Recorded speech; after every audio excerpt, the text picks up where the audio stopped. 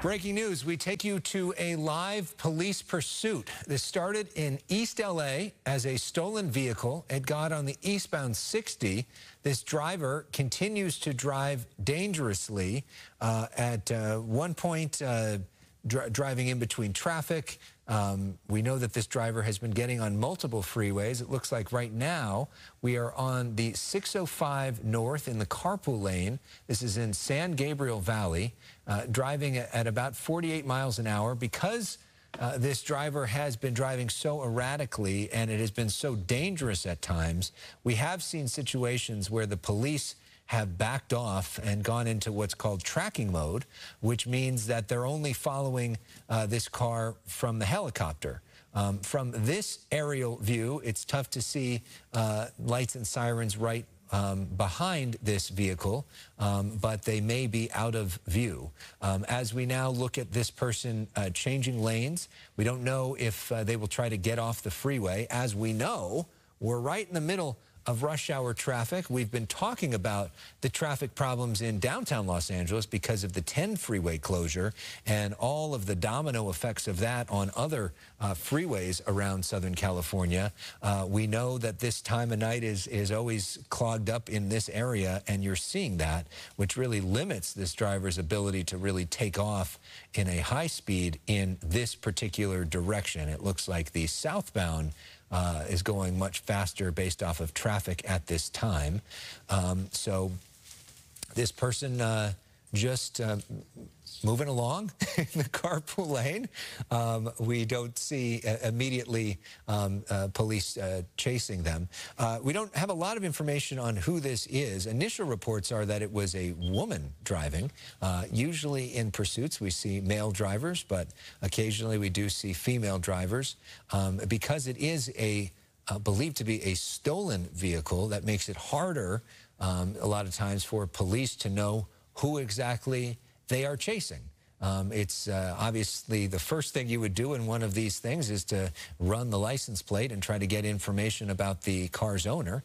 But if they're driving somebody else's car, that doesn't tell you much, unless, of course, that driver who has the car knows who took the car. We don't know how that vehicle was stolen, if indeed it was stolen, which is the allegation.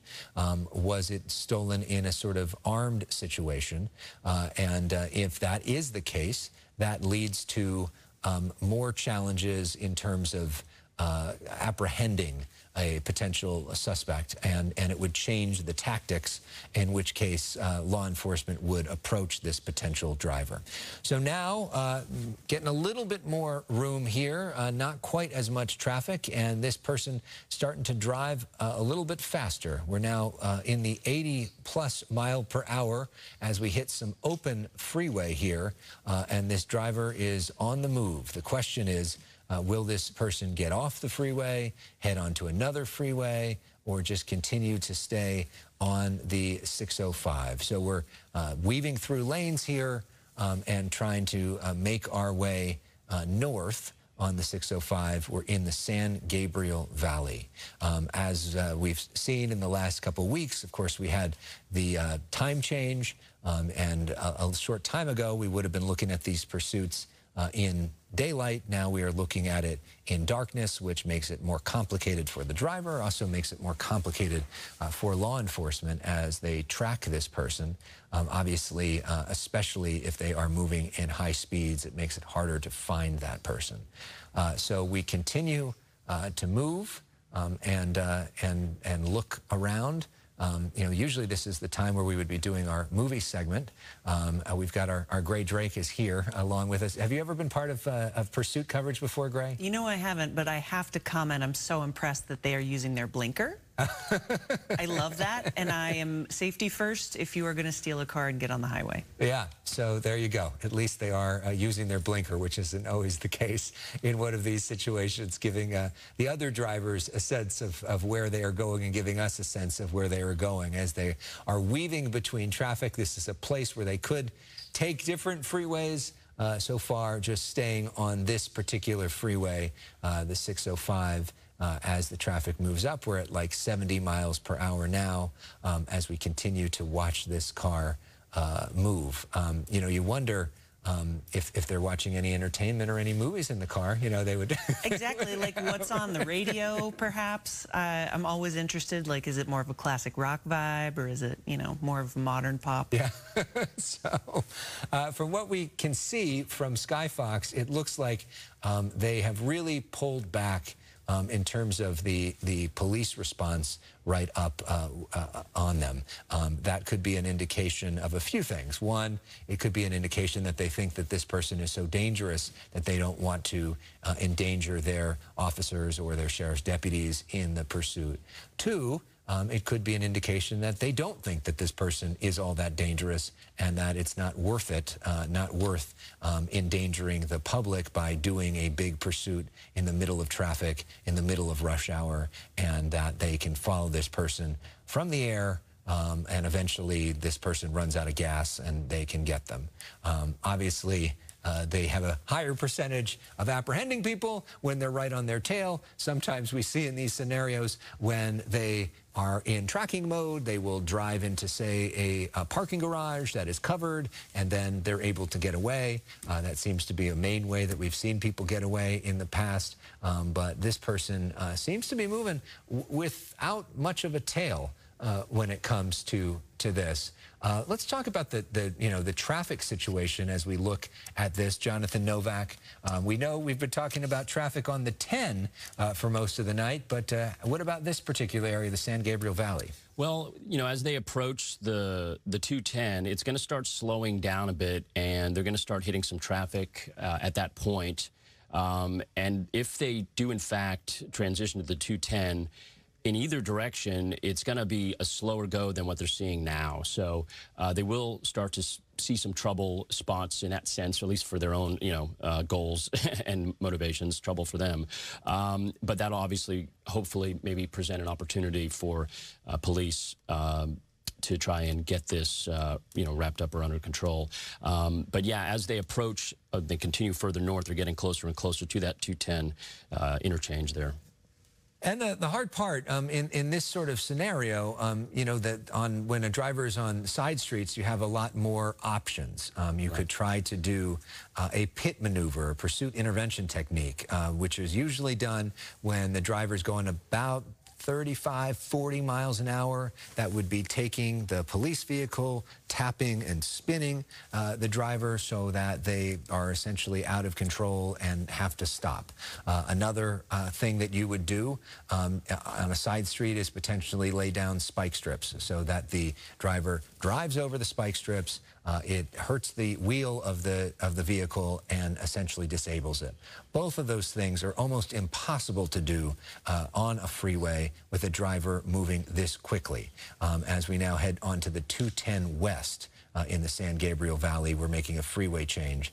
So there really aren't that many options for law enforcement that, in terms of a safe way to end this pursuit on the freeway. For them, at this situation, often the easiest and the safest thing is to basically just let this person go while keeping an eye on them from the air. So the reason you see that spotlight, that is from a law enforcement helicopter who is shining a spotlight on the driver, we think a female driver of this pickup truck, as it continues to move in the San Gabriel Valley, and that they can follow that way. And of course, they're spending time radioing to folks on the ground, and they're all watching this, and I'm sure they're watching the various TV channels that are doing this as well, so that they can get to this driver if this driver were to pull off the freeway and stop somewhere.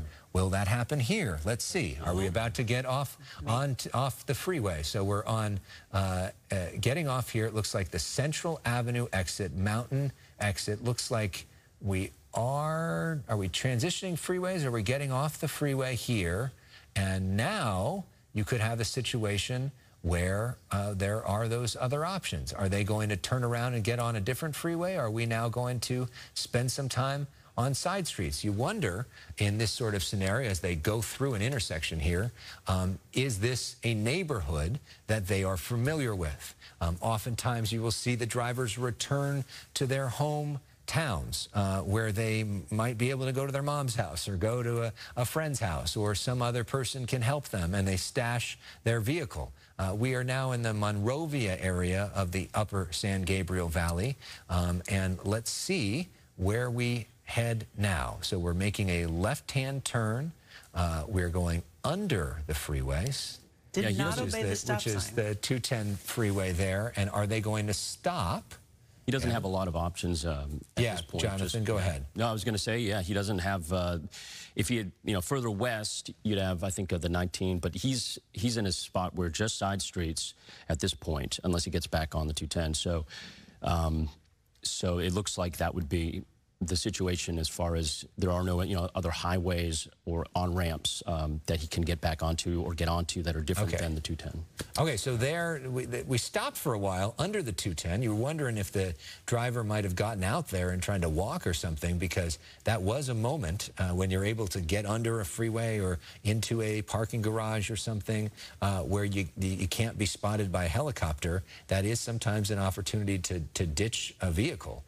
But now this person is driving. It's kind of tough to tell what's in the back, in the trunk of that vehicle. Again, we think it's a stolen vehicle, so you wonder how they got it as we got a closer look there. What is that, a barbecue? What's going on there? It's hard. It's hard to tell. Uber Eats robot delivery truck system. So maybe we could be having dinner at the end of this. We're ready for a hamburger on the barbecue. So we continue to drive now on side streets. We're looking at Evergreen Street and Bradbury Avenue. This is in the upper San Gabriel Valley, the Monrovia area. Kind of dark on the streets there, and this spotlight is really lighting it up well. It's been a while since we've had a pursuit in the darkness at this time because of the time change. So are we now about to get back onto the freeway? It certainly looks that way as they're going to be moving, but moving pretty slow. Right, they just seem like they're going the speed limit, which at least they're. You wonder if that vehicle may be low on gas, or if they may have run over something. We're now on the eastbound 210 freeway, driving on the side. And you also wonder, Jonathan, how familiar this driver may be with this truck, because if it is indeed a stolen vehicle, they may not be that familiar on how it operates. That's true, yeah. And one thing I'm wondering is, how far back are officers at this point? I was seeing on the 210 before, when they were on the 210 West, there was a big rig that was passing by. And so I'm wondering how far back officers are staging right now, and if they're, now that he's back on the highway, if they're going to continue to remain back there. He's not driving at excessive speeds, so he's not putting people in danger in that sense on the highway.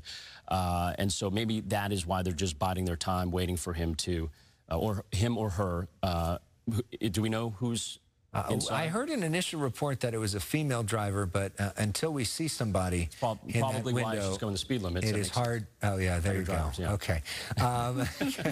Kevin Takumi, who for many years has been a Skyfox pilot and flown so many different pursuits, joining us now on the phone. Kevin, your thoughts as we watch this pursuit together?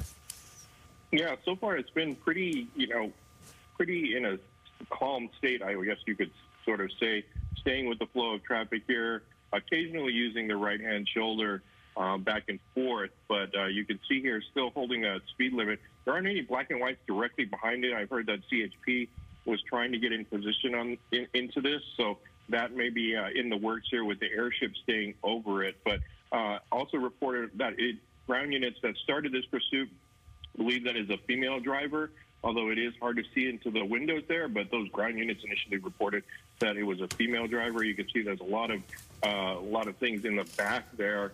We don't know exactly where this started. It kind of started getting picked up around the 60 freeway, just inside of the Alhambra area with LAPD, I believe, and then it was handed off. So CHP, once again, trying to get into position here. Amazingly, there hasn't been a lot of traffic. You can see she's been moving back and forth up and down the 605, 70 miles an hour, kind of made that U-turn off of in the 210 Duarte area, but now moving southbound here, back on the 605 and headed back in the direction that we came from earlier. Can you talk about the reasons that law enforcement, whether it be the CHP or LAPD or LA County Sheriffs, whoever would be the one with the jurisdiction over this, have chosen not to have ground units following this driver and just kept it to the helicopter? Well, the notes that I saw before is it most likely, if it did start with LAPD, it was getting pretty far out of their jurisdiction, but also out of their radio range as well. So that definitely plays a factor into why LAPD did not stay with it as it got farther and farther east out of the city. So you can see here as we continue south on the 605, they have just been going at a normal pace here. Southbound still holding, normal kind of freeway speeds of about 70 to 80 miles an hour, but nothing too dramatic, no dramatic lane changes. But that's the reason why now it's being handed off to the CHP. That air unit is still tracking the vehicle, but no active LAPD units involved in this at this time.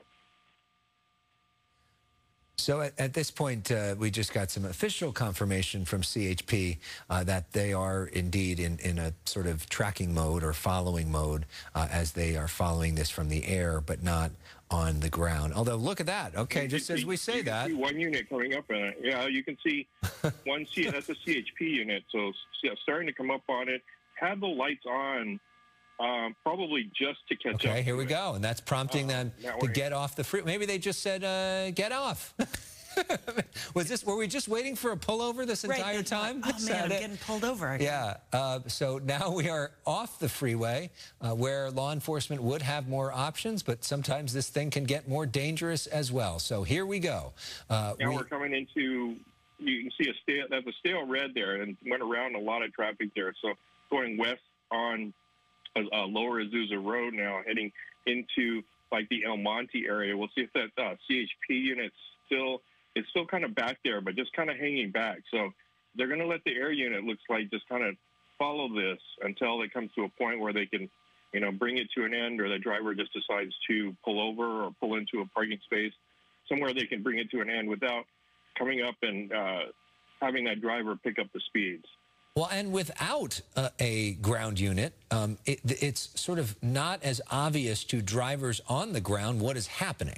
Obviously, you can hear the helicopters or you see that flashing light, but it's not the same as if you have all the lights and sirens, so you realize, oh man, I'm in the middle of a pursuit right now. And so you get a little bit less warning. So there's all these drivers who are coming home from work at the end of a long day or going out for dinner or whatever, just picked up their kids from practice or whatever they're doing, who have no idea that they're in the middle of a pursuit. Thankfully, so far, this driver not driving all that crazy in terms of what we've seen, but that could change if this driver starts to feel a little spooked. She looks like she was looking for a left turn somewhere and hitting the brakes, and so as far as, like she's looking for a particular location, now driving the wrong way. That's always a little dangerous. Wrong side of the road here. So that's gonna ramp things up here, and that's gonna push a CHP to get more involved into it, or really Black fast. And White Wow. from El Monte PD to get involved into this. Okay, this is getting dangerous now. So we're over 60 miles an hour going the wrong way. That anybody driving the other way is just set up for potentially a head-on crash. That's how somebody, frankly, dies in one of these situations. So this driver seemed to realize that and moved off, and now moving left and onto a road that looks like it has a little bit more clearance. But seeing that, you wonder, Kevin, to your point, does CHP or El Monte PD or whoever is nearby decide to get involved in this sort of thing to try to stop this thing? Yeah, it's definitely into El Monte's jurisdiction at this point.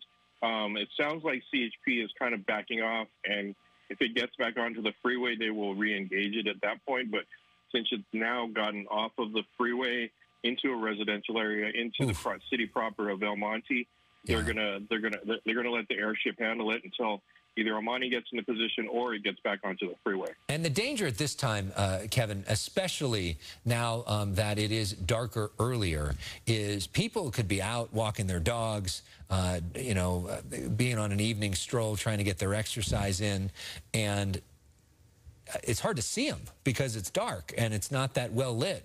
And this driver, who has seemed to be pretty conscientious in trying to avoid different obstacles, may, potentially run into somebody without even doing it intentionally, just because they're driving fast and it's hard to see. So that really ramps up the danger of this as this driver moves at pretty good speeds on these side streets. Yeah, she kind of did a loop through the residential area there. It looked like that may have been something. Here we go. Up now you can see CHP's. Now they're getting back into it, probably because it was getting a little too dangerous there with the oncoming traffic. So they're needing to, like you said, they needed to light it up. Here we go. But seeing them, now this driver is acting even more erratically. So that's part of the back and forth with this. Sometimes the reason they stay off is because their presence prompts some of the more aggressive driving, and that is what we're seeing now.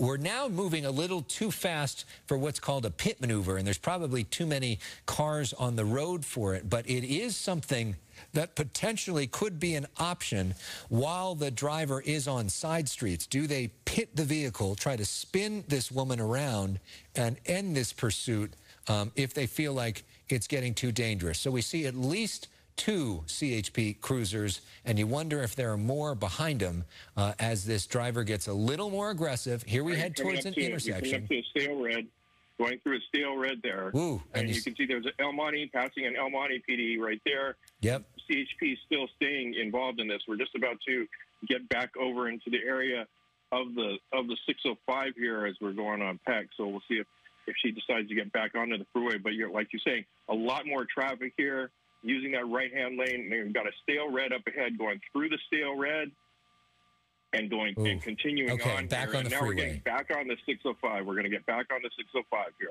Okay, so now we're going to see how aggressive those CHP officers are in staying with this driver. Before, on the freeway, they were not, but now it looks like a different posture as we enter the southbound 605. Are we on the I-10 west here? That's what our thing is reading there, I-10 west. And you wonder, will that mean that we're going to get towards the 10 construction? Is that going to have a impact in all this too? Uh-oh. Did we lose Kevin? No, so sorry about that. It cut out for a second. So you can see CHP is now going to, since they're in on this, and if it's going to stay on the freeway, they're going to stay with it. The airship remaining to stay with it as well. But like you said, it's a balance of at what point do you use the lights and sirens, and how much is that going to aggravate the driver? You need the lights and sirens to warn all the drivers in the surrounding area that something is coming their way. So that's kind of a balancing act of what they do with it. So speeds up to 65, 70 miles an hour here. Those 2 units still back there, and you can see the airship still above it as well. So, but like you said, we're going to very quickly get into the downtown area, East LA downtown area, and traffic will be backing up because of the freeway closure there. So we'll have to see what kind of effect that has on this driver, on where they get off and what they do. Are they just trying to just stay out there, or it doesn't look like they've been going the way that the pattern has been on the freeways here and on the surface streets. They don't really have a place. It seems like that they're going to. They're just like staying in it, staying driving until until it crashes, until the gas runs out. Something that brings this to an end. Like, how long can I stay out of handcuffs? And not returning necessarily to a hometown or in a loop in a familiar neighborhood, which we sometimes see. And oftentimes the people that seem to be playing the game you just mentioned, Kevin, have some sort of history with law enforcement, which is why they're trying to prolong the time before they're back in that situation. Jonathan Novak, you've been looking at the traffic on the 10, not only all day today, but for several days now. What can you tell us about what this person has up ahead? Well, they've got a stretch of what's not terrible traffic, just some slowdowns. I'd say the probably slowest they'll go is about 50 in terms of the traffic, but they'll come across the 710 before they get to the real backup at downtown. So that would, that would be an option, obviously, that they might, who knows if they'll take that. But yeah, that would be a big problem for this driver and an opportunity for officers if they continue on the 10 West, and it's only a matter of a few more exits passing the 710 and a few more exits down, and traffic will come to almost a standstill. And we're getting closer to 90 miles an hour towards the Hollenbeck area as well. And this is usually the time where we would talk to Gray Drake for our movie segment, who's sitting here on set waiting for that. And Gray, as we talk about what to watch and what to skip, for some reason, this is what people enjoy watching more than anything else on TV. I will tell you that this chase is much more compelling than most of the films in theaters this weekend. And I think that is one of the best parts about living in this city, is that the community really comes together around car chases. I've never seen it anywhere else that I've ever been in this country. It is a Los Angeles thing, and so there's a weird sense of pride in my in our community here, where everybody's so excited. They're out there watching. They're excited. They're obeying traffic laws. Everybody's yelling at home. I think this is one of the most LA things possible, to have a movie critic during a car chase. Doesn't it just remind you of like Ronin, or like, like a fantastic? This is the next level, like meta LA experience. This is like Bullet, and of course, and while we're on the 10, we're talking about a freeway closure, which also brings Los Angelinos together. And if you're just joining us, you may have missed the big breaking news at the top of the hour, which is Governor Newsom coming down from APEC in San Francisco, meeting with the president, to announce with Mayor Bass that the 10 freeway is going to be open a lot sooner than expected. Instead of opening in 3 to 5 weeks, it's going to be opening by Tuesday at the latest. So the construction on the 10 freeway is moving much faster than expected. The freeway's in better condition than expected. So that horrible, horrible backup that we've been seeing the last few days with the 10 closure will only be a one-time horrible backup that you usually would get on the 10 freeway in rush hour traffic. But that is some good news, although it looks like this 10 is moving pretty well where this driver is currently in the San Gabriel Valley, Jonathan Novak. And as we look at this thing, you see CHP now on this driver's tail.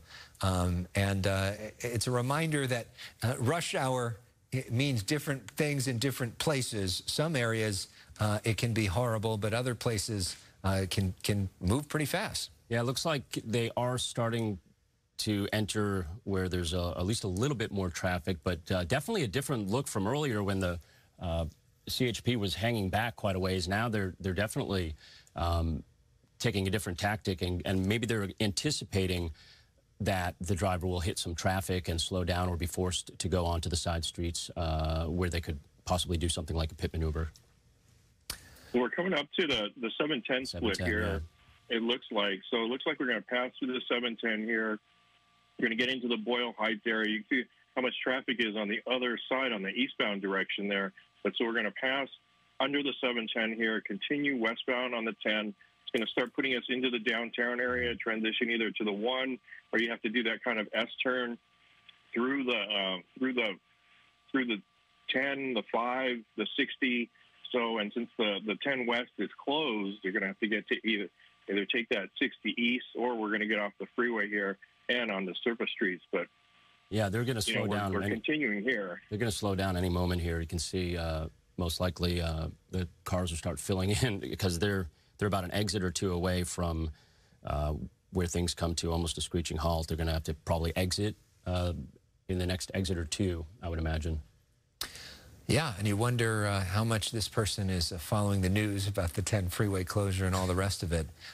They may have been too busy stealing cars, depending on if this is right now. They're kind of in the position that's going to take them to the 101 unless they really veer off here in a second or two as they approach Soda Street. Continuing on the eastbound side here is going to take them over to the 101 northbound and through downtown. So that split for for the 10 transition or the 5 transition is coming up here in about 30 seconds, and then we'll just see which way it's going. But right now, holding into those left lanes there puts this driver onto the 101 northbound through downtown.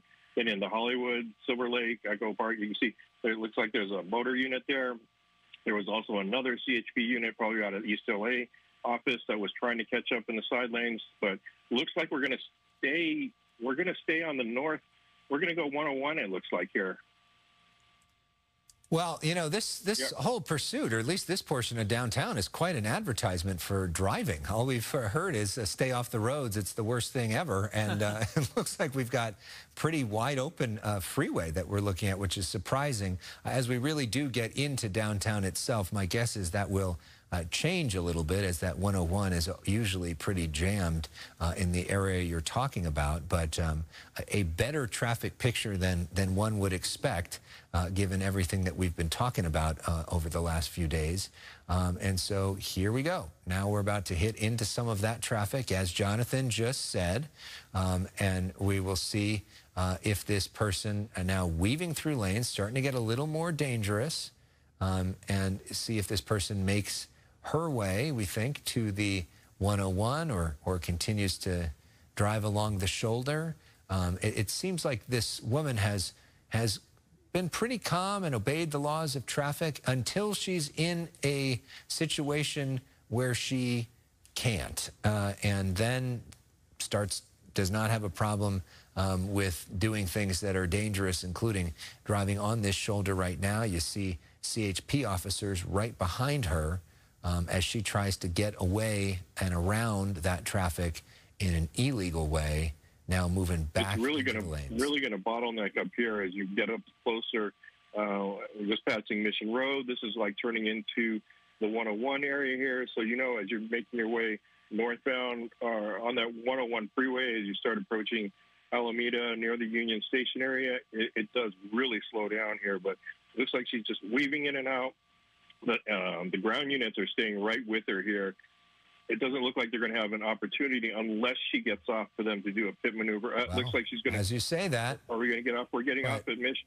Looks like we're going to get off at Mission, it looks like there. But there's a lot of traffic at the bottom of that off-ramp as well. A lot of traffic. And then also, frankly, in some of these areas, you think of homeless encampments as well, sometimes under the freeways and on the nearby streets as well, which creates another potential hazard for drivers. So now we're on Mission Road. This is in the downtown Los Angeles adjacent area.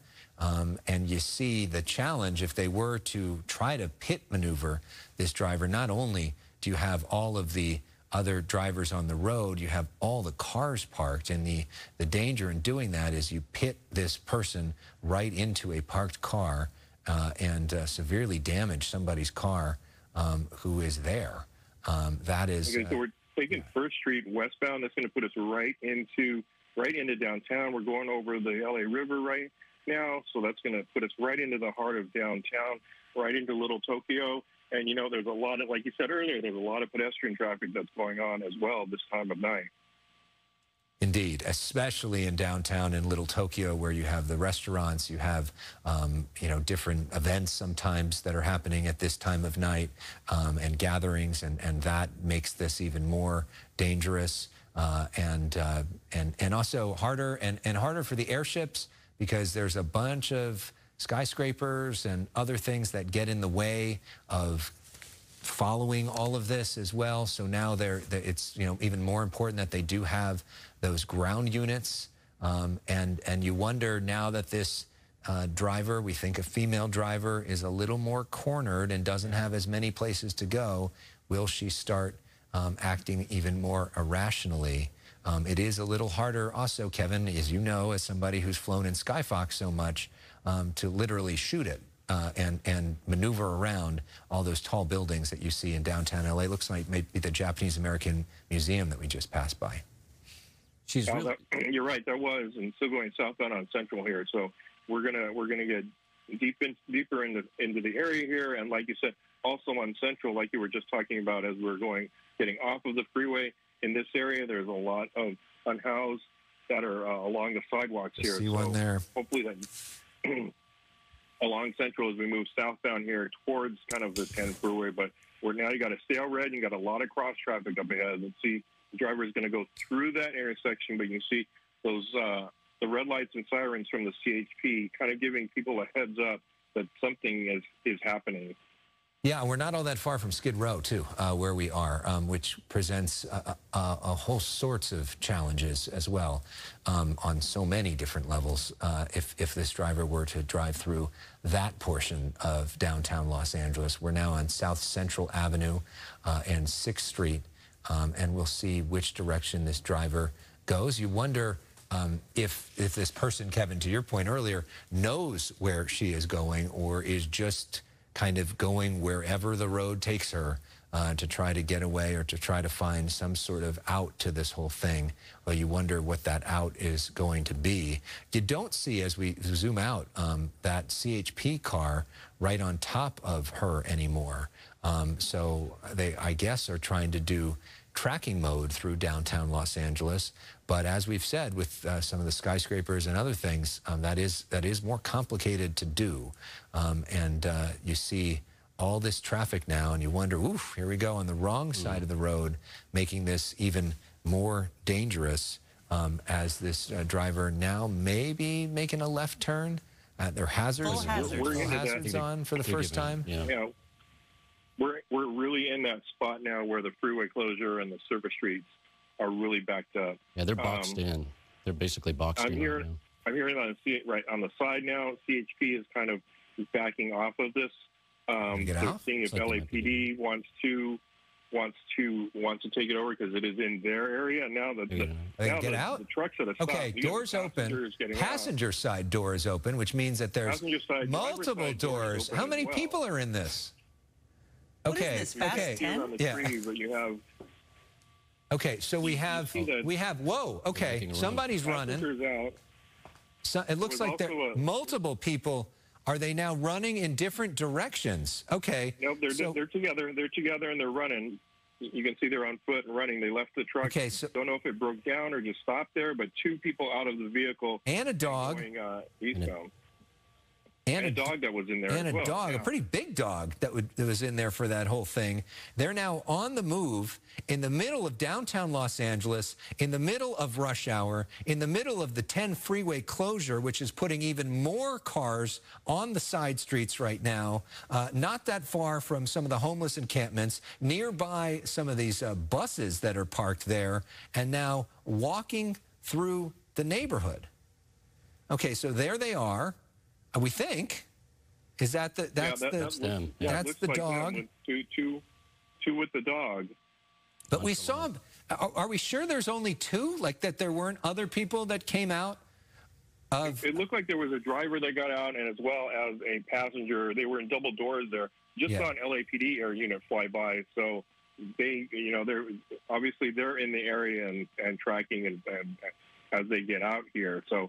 But they're just kind of walking along here. This is, like you said, this is Olympic and Central, right in the heart of the closure area. You can see all that traffic that's on the other side of the street there. But they're just casually walking down the street, two people and a dog. So we're now at the top of the hour. This is usually the time where you would tune in for Extra, but we are staying live on the air for the end of a pursuit. We've been following for the last 45 minutes.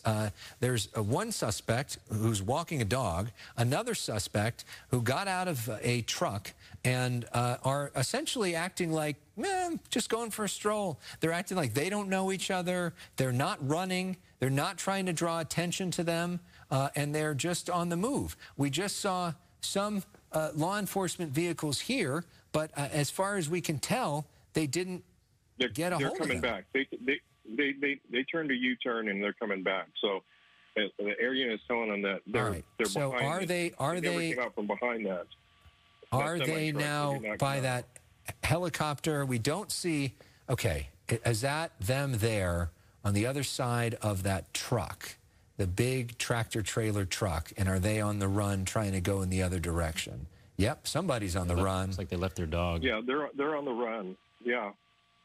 They're about to hit and it makes it more complicated. Okay, here's an actual foot pursuit with one of them. It is more complicated, of course, when there are multiple people. Okay, looks like it's the woman who's running, now potentially trying to carjack somebody, and these tackled by the officer there in order to stop that person from either jumping in that truck or trying to carjack another vehicle. We know that the person was wanted for a stolen vehicle. You wonder how they stole that vehicle, but now at least that one person is in custody. The question is, what about the other person and the dog? It looked like a male suspect who was walking a dog. Looked like the female suspect was just tackled and taken into custody. And so now we're trying to scour this and figure out what happened. So we look back now, we see the woman on the ground in between a truck and a bus. And now the question is her companion. We don't know if it's her boyfriend or what the connection is. Is she in socks? Are those shoes? It's kind of hard to tell. But at least her journey is over. But the question is, where's the other guy? And you wonder about the welfare of that dog as well, Kevin.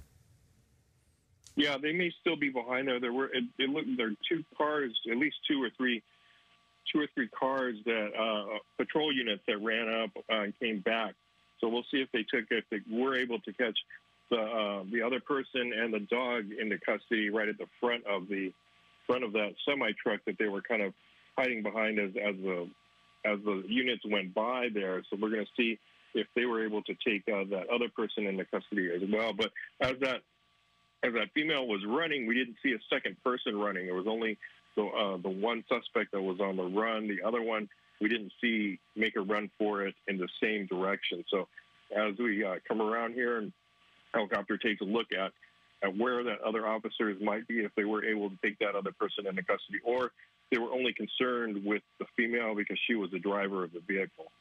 Okay, so now we see a couple officers there. They're walking back. They're walking back the suspect that ran. So that's the woman that we're looking at there. So the question is, where's the guy and the dog? As we just moved Skyfox to get a look, we were wondering if they may be near that truck, and it looked like they're not. So now we got a chaotic situation where we got all these cars on the road. We've got the police helicopters. We got a homeless encampment right there. We've got the 10 freeway closure, and we've got a manhunt for a guy and his dog who are leisurely taking a stroll through all of this. And what a disruption at a time where we already have so much disruption in downtown Los Angeles. And Jonathan Novak, we've been talking about the traffic in this area for days now, and this is the area where you really see the result of that 10 freeway.